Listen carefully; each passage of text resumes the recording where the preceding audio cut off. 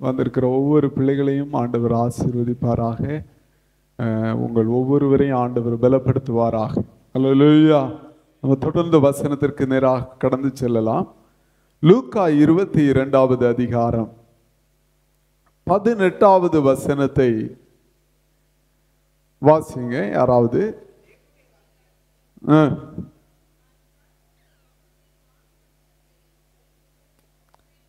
16வது வசனத்தை வாசிங்க. 15, 16.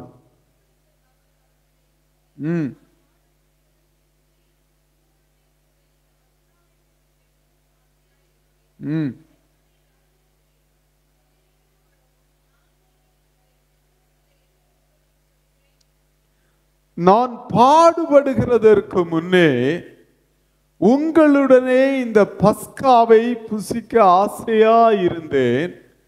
தேவனுடைய ராஜ்யத்திலே இது நிறைவேறும் அளவும் நான் இனி இதை புசிப்பதில்லை என்று உங்களுக்கு சொல்லுகிறேன்.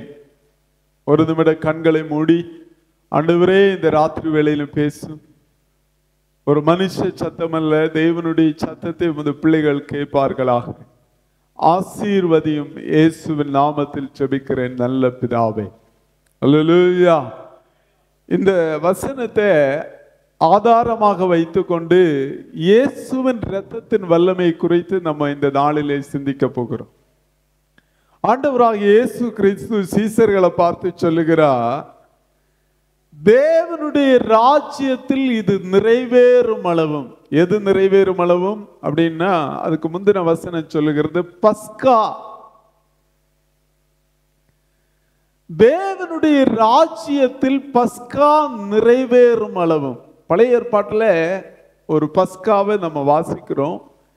யாத்திராகமம் 12வது அதிகாரத்தில் வருகிற போது இஸ்ரவேல் ஜனங்களை ஒரு தேசமாக ஆண்டவர் பிரித்தெடுக்கிற போது, அடிமைத்தனத்தில் இருக்கிற ஜனங்களை ஆண்டவர் பிரித்தெடுக்கிறார். பிரித்தெடுக்கிறப்போ முதலாவது நீங்க அந்த பகுதியில் வாசிச்சு பார்த்தீங்கன்னா 10 வாதைகளை அனுப்புகிறார். கடைசி வாதை, எகிப்தில் இருக்கிற எல்லா தலைச்சான் பிள்ளைகளும் மரித்து போகும்.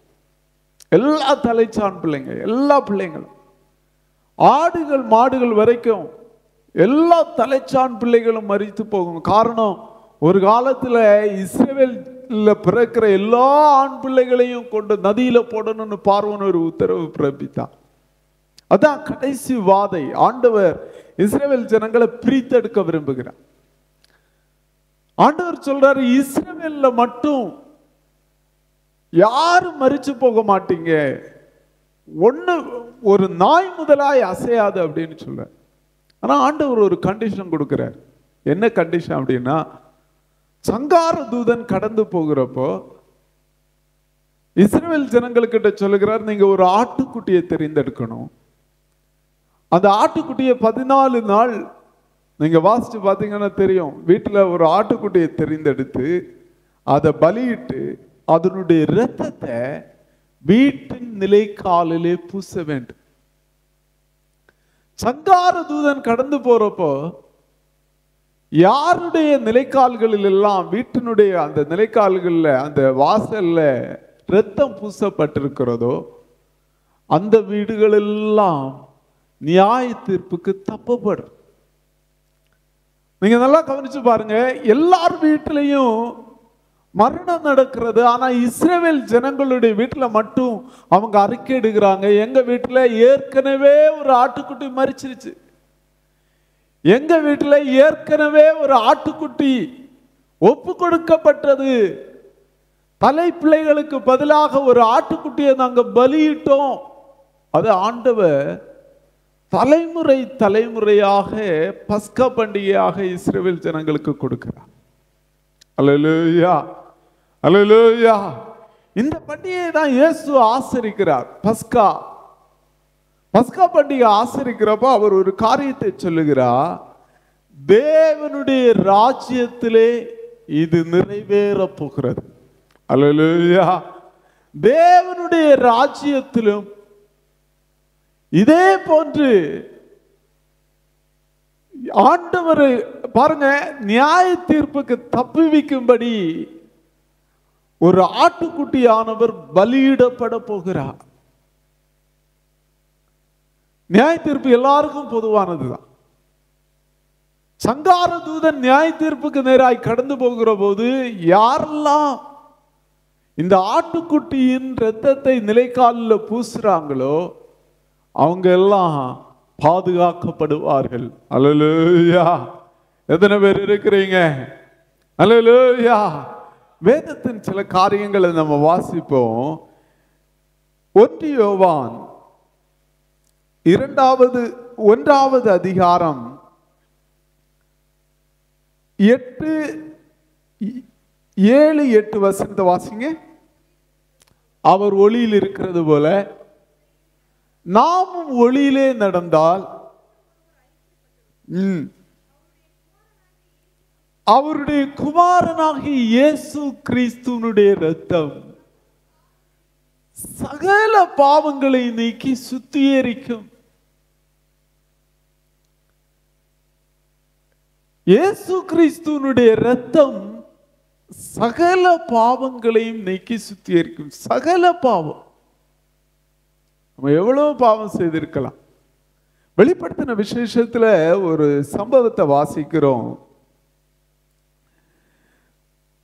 வாசிங்க. 7வது அதிகாரம் 14வது வசனத்தை வாசிங்க.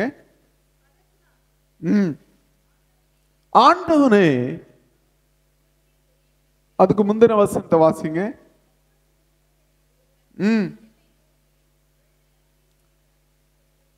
வெள்ளை அங்கிகளை தரித்து இருக்கிறவர்கள் யார்? பரலோகத்தில் ஒரு பெரிய கூட்டம், வேற வேற பாஷைகள் பேசுறவங்க.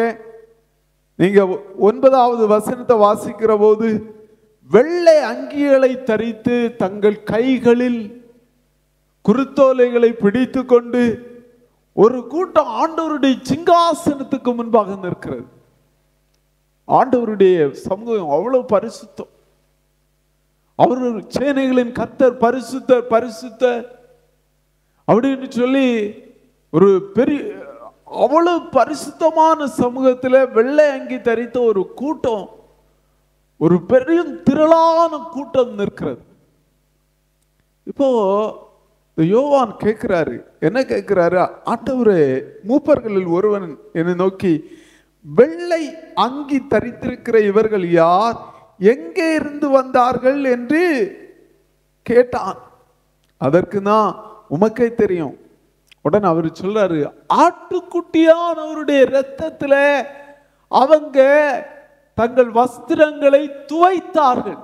அப்படின்னா அவங்க பாவிகளா இருந்தவங்க தான். அவங்க வஸ்திரத்துல கரை இருந்துச்சுன்னா இருந்துச்சு, அவங்க வாழ்க்கையில பாவம் இருந்துச்சா இருந்துச்சு, அவங்க வாழ்க்கையில அக்கிரமம் இருந்துச்சா இருந்துச்சு. ஆனா யாரெல்லாம் ஆண்டவர் வேதம் சொல்லுகிறது ஆட்டுக்குட்டியானவருடைய இரத்தத்துல தங்கள் வஸ்திரங்களை துவைத்தார்கள், தோய்த்து இப்ப பாக்குறாங்க அவங்க வஸ்திரம் அவ்வளவு வெண்மையாக இருக்கிறது. ஹல்லேலூயா. ஆவிக்குரிய நிலைமையை அது காண்பிக்கிறது. ஆவிக்குரிய நிலைமையை பார்க்கிறப்போ அவ்வளவு அவங்க வஸ்திரம் பரிசுத்தமா இருக்கு, அவ்வளவு பரிசுத்தமா இருக்கிறாங்க. எப்படி அவங்க வஸ்திரம், அவங்க ஆவிக்குரிய வாழ்க்கை அவ்வளவு பரிசுத்தமாய் மாற காரணம் என்ன? ஆட்டுக்குட்டியானவருடைய இரத்தத்துல தங்கள் வஸ்திரத்தை துவைத்தார்கள். ஹல்லேலூயா.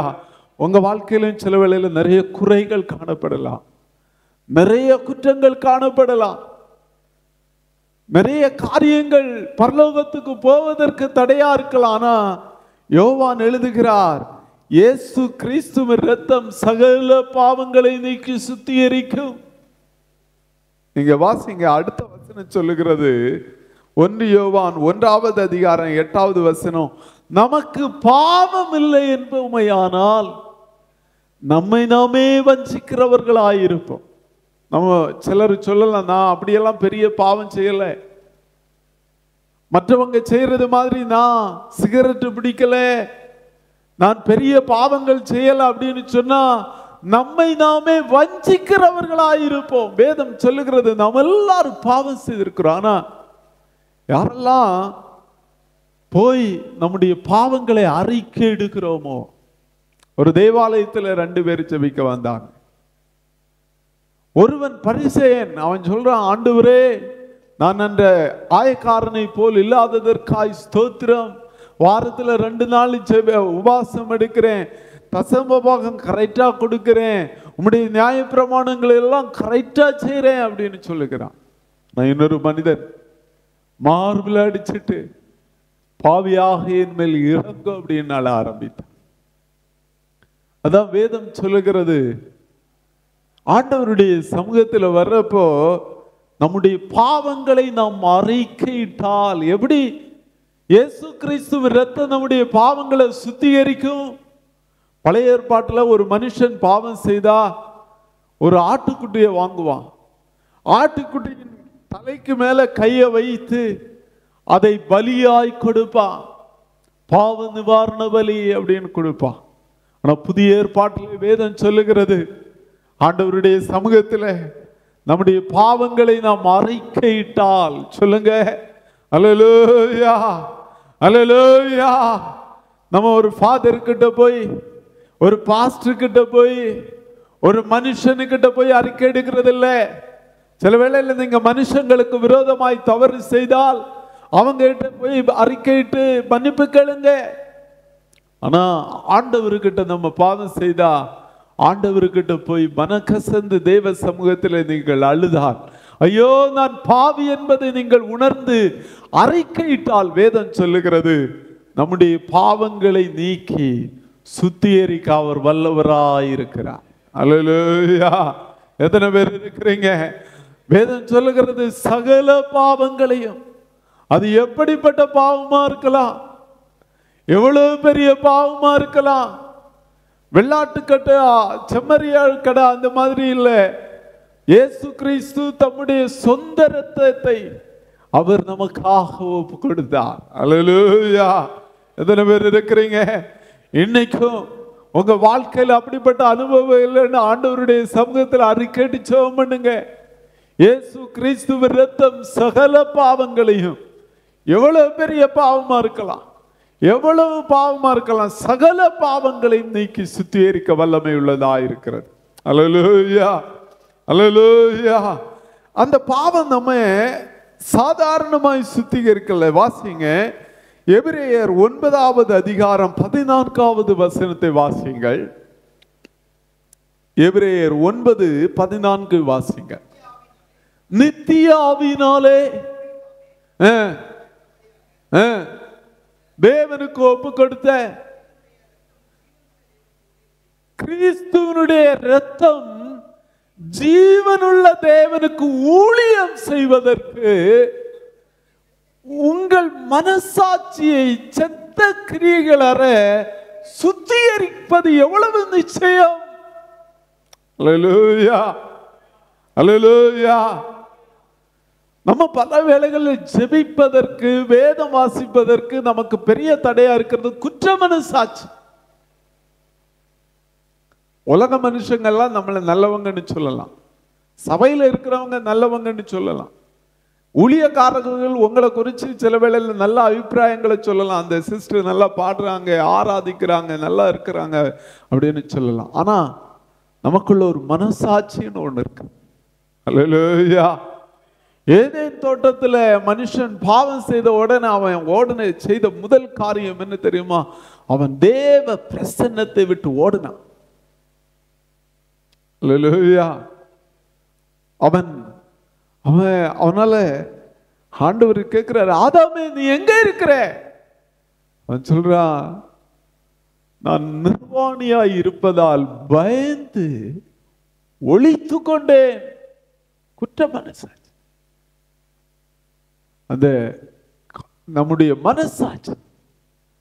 ஆனால் வேதம் சொல்றத பாருங்களேன், கிறிஸ்துவனுடைய இரத்தம் ஜீவனுள்ள தேவனுக்கு ஊழியம் செய்வதற்கு உங்கள் மனசாட்சியை செத்த கிரியைகள் அற. அப்படின்னா கொஞ்சம் கூட அதுல செத்த கிரியைகள். நம்ம சொல்லுவோம், சில பாத்திரங்களை எல்லாம் கழுவுனா ஒரு மைக்ரோஸ்கோப் எடுத்து வச்சு பார்த்தா அதுல கொஞ்சம் அழுக்குகள் இருக்கும். ஆனா அப்படி இல்லை. ஆண்டவர் சொல்றாரு, உங்க மனசாட்சியை பூரணமாய் ஆண்டவர் கழுவ வல்லவராய் இருக்கிறார். கரங்களை உயர்த்தி சொல்லுங்க அல்லேலூயா எவ்வளவு செய்ய வல்லவர் அப்படின்னு சொன்னா, ஜீவனுள்ள தேவனுக்கு ஊழியம் செய்வதற்கு. பழைய ஏற்பாட்டுல 2 கூடாரம் இருந்தது. முதலாம் கூடாரம், 2ஆம் கூடாரம். அந்த மகா பரிசுத்த ஸ்தலத்துல மகா பிரதான ஆசாரியர் தான் ஒரு வருஷத்துக்கு ஒரு தடவை போவார். அவர் தனக்காக பலி செலுத்துவார், சபை விசுவாசிகளுக்காக பலி செலுத்துவார். அவங்க பரிசுத்தம் இல்லாம தேவ சமூகத்துல நுழைஞ்ச செத்து போயிருவாங்க. அது அவ்வளவு பரிசுத்த ஸ்தலம். பரிசுத்தம் இல்லாம ஒருவனு தேவனை தரிசிக்க கூடாது. ஆனா இன்னைக்கு புதிய ஏற்பாட்டுல வேதம் சொல்லுகிறது, இயேசு கிறிஸ்துவனுடைய இரத்தம் ஜீவனுள்ள தேவனுக்கு ஊழியம் செய்வதற்கு நம்மை பூரண தகுதி உள்ளவர்களாய் மாற்றுகிறது. எத்தனை பேர் விசுவாசிக்கிறீங்க? அல்லேலூயா! அவருடைய பிரசன்னத்திலே நுழைவதற்கு, அவருடைய வல்லமையை அனுபவிப்பதற்கு, அவருடைய மகிமையை சுமந்து செல்வதற்கு நம்மை பூரண, வேதம் சொல்லுகிறது, உங்கள் மனசாட்சியை செத்த கிரியைகளற சுத்திகரிப்பது எவ்வளவு நிச்சயம். அல்லேலூயா! ஒரு முறை ஒரு ஊழியக்காரர், ஆண்டவர் அவரை ரொம்ப வல்லமையா பயன்படுத்திட்டு இருந்தார். ஒரு நாள் அவர் பிரசங்கத்தை ஆயத்தப்படுத்திட்டு இருக்கிறார். பிரசங்கத்தை ஆயத்தப்படுத்திட்டு இருக்கிறப்போ சாத்தான் வந்து அவருக்கு முன்னாடி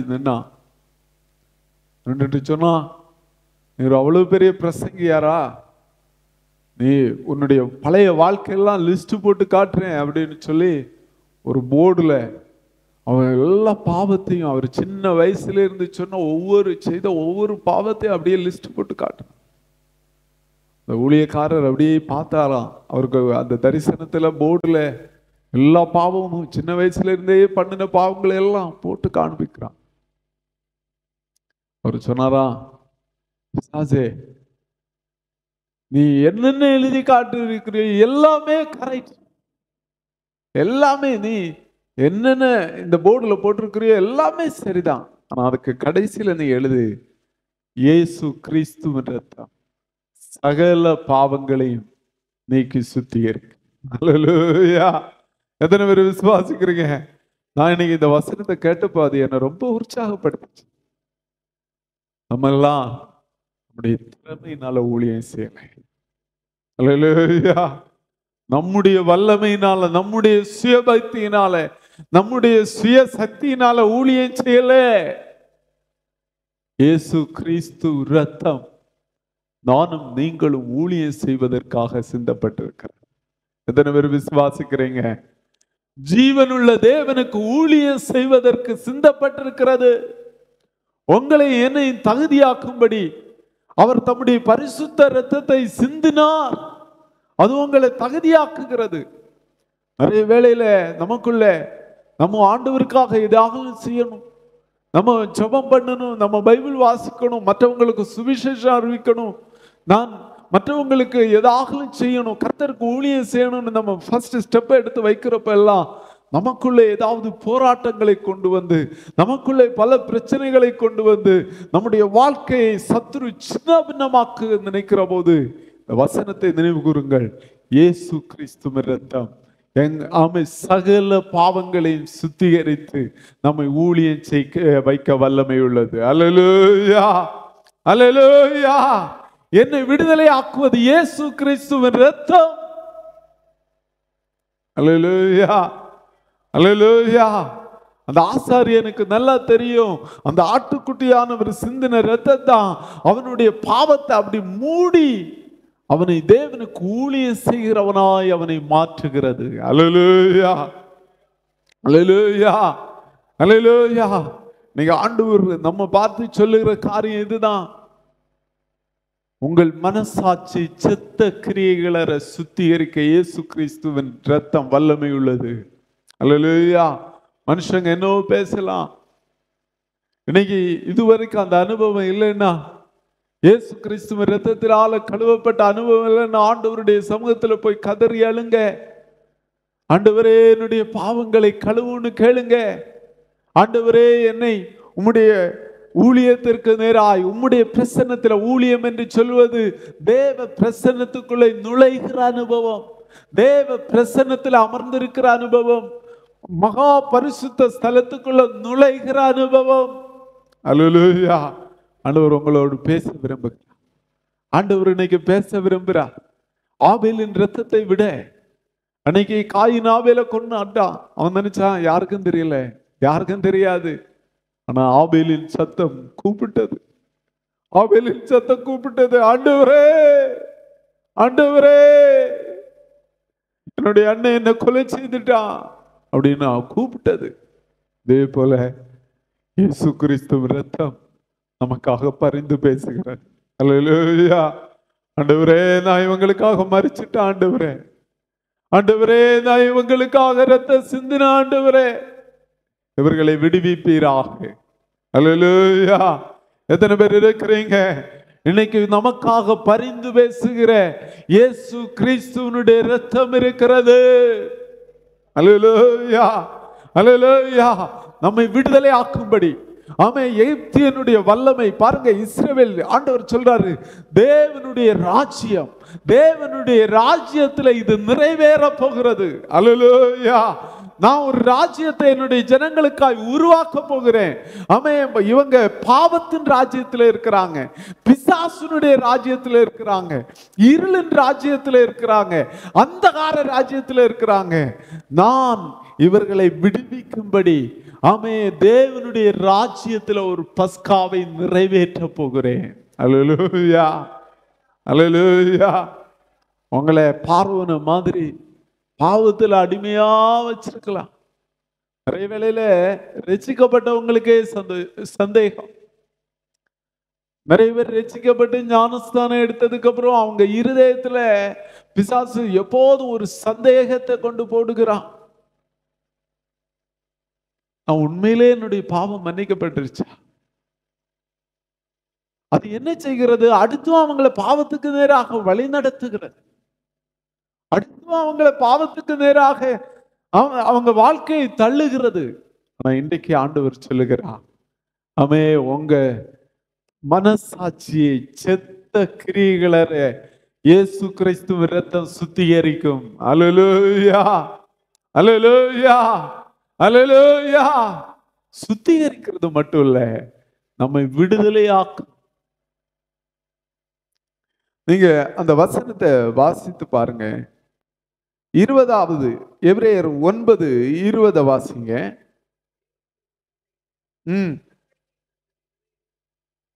அல்லேலூயா. மோசே சொல்றாரு, தேவன் உங்களுக்கு கட்டளையிட்ட உடன்படிக்கை ரத்தம் இதுவே. இயேசு கிறிஸ்து 1 கொரிந்தியர் 11வது அதிகாரம் 25வது வசனத்தை யாராவது ஒருத்தங்க வாசிங்க.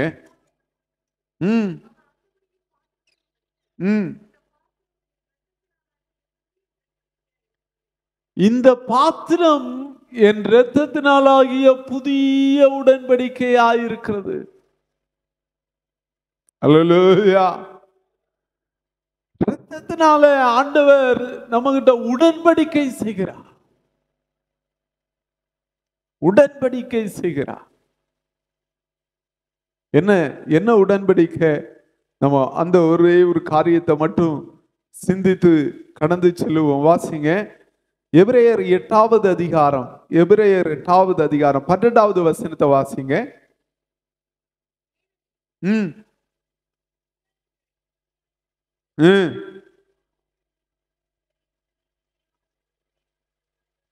பத்திலிருந்து வாசிங்க சிஸ்டர். அந்த நாட்களுக்கு பின்பு இஸ்ரவேல் குடும்பத்தாரோடு பண்ணும் உடன்படிக்கையாவது என்னுடைய பிரமாணங்களை அவர்கள் மனதிலே வைத்து. நல்லா கவனிங்க. பழைய ஏற்பாட்டில் ஆண்டவர் நியாய பிரமாணத்தை அவங்க ஒரு கல்லுல எழுதி ஆண்டவர் கொடுத்தார், அவர் கையினால எழுதி கொடுத்தார். ஒரு மனிதன் ஆண்டவரோடு உடன்படிக்கை பண்ணுகிற போது ஆண்டவர் உங்க இருதயங்கள்ல எழுத ஆரம்பிக்கிறார். அல்லேலூயா ஆவியானவர் செய்யற ஒரு கிரியை பாருங்க. பழைய ஏற்பாட்டுல மோசே அங்க மலைக்கு மேல உட்கார வச்சு எழுத வச்சார். புதிய ஏற்பாட்டுல ஆவியானவர் அதே தேவன் நமக்குள்ள வர்றப்போ நம்ம இருதயங்கள்ல எழுதுவா. அல்லேலூயா. சண்டை போடாத. அல்லேலூயா. நம்ம இருதயத்திலே ஆவியானவர் எழுத ஆரம்பிப்பார். விபச்சாரம் செய்யாத, அவரான காரியத்தை பார்க்காத. அதுதான் அந்த காரியம் வேதம் சொல்லுகிறது. நீங்க வாசிச்சு பாருங்க, அந்த வசனத்தை வாசிங்க. அவர்களுடைய இருதயங்களில் அவைகளை எழுதுவேன். அல்லேலூயா. சொல்லுங்க, ஆண்டவர் எங்க இருதயங்களை எழுத போகிறார். அல்லேலூயா. புதிய உடன்படிக்கை செய்து தேவ பிள்ளைங்க கிட்ட ஆண்டவர் இருதயங்களில் என்ன செய்வார்? எழுதுவார், பேசுவார். நமக்குள்ள இருக்கிற ஆவியானவர் நம்மை போதித்து நடத்துவார். நீங்க அந்த வசனத்தை வாசிங்க.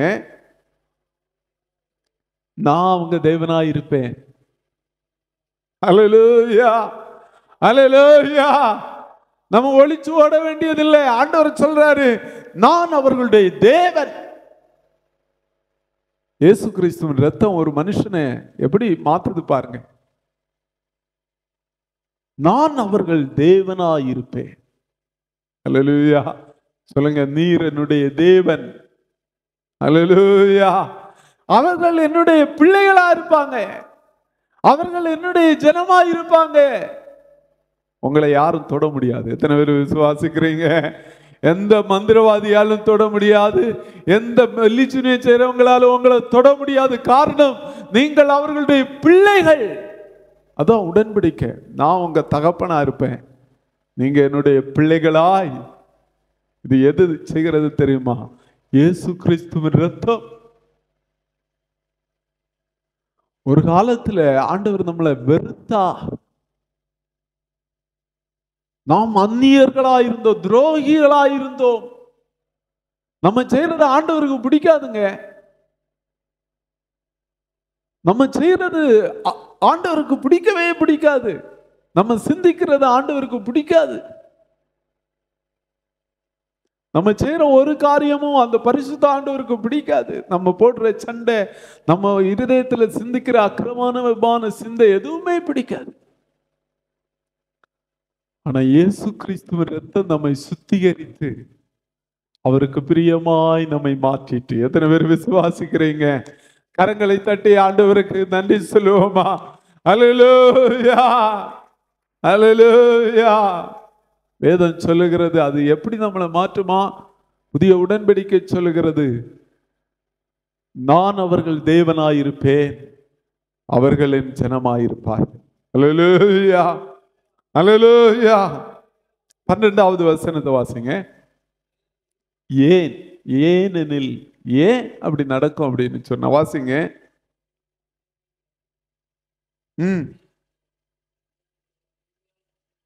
அவர்கள் அநியாயங்களை கிருபையாய் மன்னித்து. சொல்லுங்க, அல்லேலூயா. கிருபையாய் மன்னித்து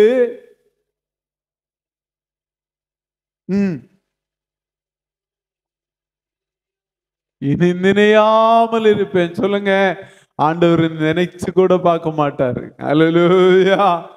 அல்லேலூயா.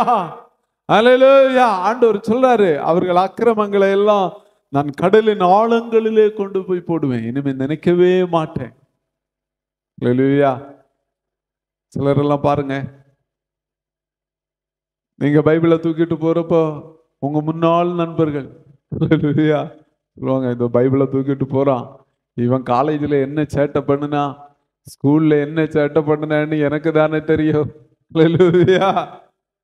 மனுஷங்க மறக்க மாட்டாங்க, ஆனால் சர்வஞானியாகிய ஆண்டவர் சொல்றாரு, நீ செய்த அக்கிரமங்களை நான் இன்னும் நினைக்கவே மாட்டேன்.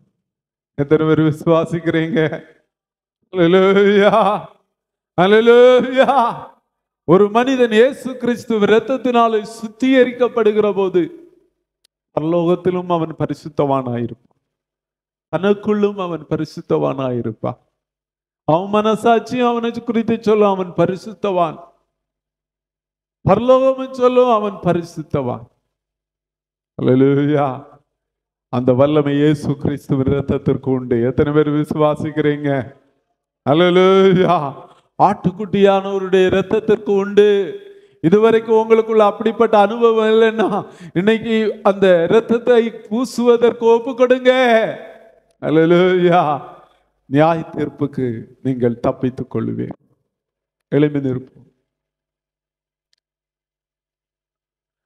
வல்லமை உண்டு உண்டு, அற்புத வல்லமை இயேசுவே இரத்தத்தால். வல்லமை உண்டு உண்டு, அற்புத வல்லமை ஆட்டுக்குட்டியின் இரத்தத்தினால். வல்லமை உண்டு உண்டு, அற்புத வல்லமை இயேசுவே இரத்தத்தால். வல்லமை உண்டு உண்டு, அற்புத வல்லமை ஆட்டுக்குட்டியின் இரத்தத்தினால். ஒளிந்திடும் வல்லமை, உன்னதத்தின் வல்லமை, ஆவியின் வல்லமை, அக்கினியின் வல்லமை. ஒளிந்திடும் வல்லமை, உன்னதத்தின் வல்லமை, ஆவியின் வல்லமை, அக்கினியின் வல்லமை. வல்லமை தேவை தேவா, வல்லமை தாரும் தேவா. தேவை தேவா, அதை இப்போ தாரும் தேவா. தேவை தேவா, அதை இப்போ தாரும் தேவா. இன்னைக்கும் ஒரு புதிய உடன்படிக்கை ஆண்டவர் செய்ய விரும்புகிறார். ஒரு புதிய உடன்படிக்கை. பழைய வாழ்க்கையில ஆண்டவருக்கு ஒரு புதிய உடன்படிக்கை. ஆவியானவர் சிலருடைய வாழ்க்கையில காணப்படுகிற குற்ற மனசாட்சிகளை, உங்க ஆவிக்குரிய வாழ்க்கையில முன்னேற முடியாம, ஆண்டவருக்கு என்று பிரகாசிக்க முடியாம, பழைய வாழ்க்கை சிலர் நினைச்சிட்டு இருக்கிறீங்க, ஐயோ நான் பழைய காலத்துல எவ்வளவு பாவம் செய்துட்டேனே, நிச்சயமா என்னால் ஆண்டவருக்காக எதையும் செய்ய முடியாதுன்னு சிலர் நினைக்கிறீங்க. கர்த்தருடைய ஆவியானவர் சொல்லுகிறார், ஓ கர்த்தருடைய வசனம் சொல்லுகிறது, இயேசு கிறிஸ்துவின் இரத்தம் சகல பாவங்களை நீக்கி சுத்திகரிக்கும். ஒப்பு கொடுங்க, ஒப்பு கொடுங்க. இதுவரைக்கும் அந்த அனுபவம் இல்லாதவங்க ஆண்டவர்கிட்ட சொல்லுங்க, இயேசுப்பா, இயேசுவே உம்முடைய இரத்தத்தால் என்னை கழுவும். இயேசுவே உம்முடைய இரத்தத்தால் என்னை கழுவும்.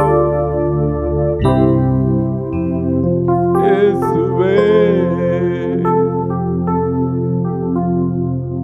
என் மேல கிருபையா இருங்கப்பா, என் மேல கிருபையா இருங்கப்பா. சொல்லுங்க.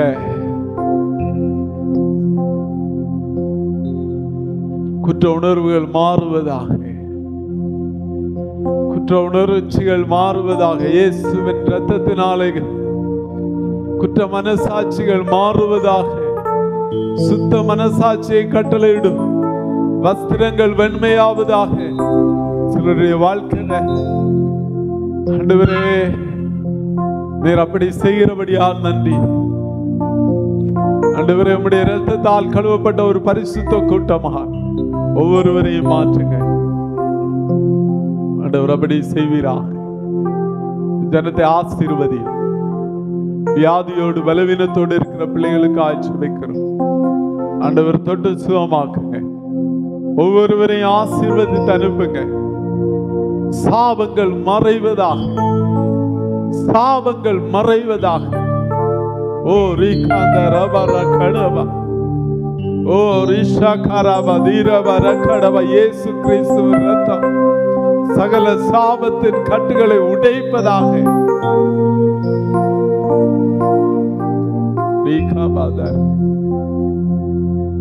வலது வயிற்று பகுதியிலே வேதனை உள்ளவங்க ஜெபம் பண்ணுங்க.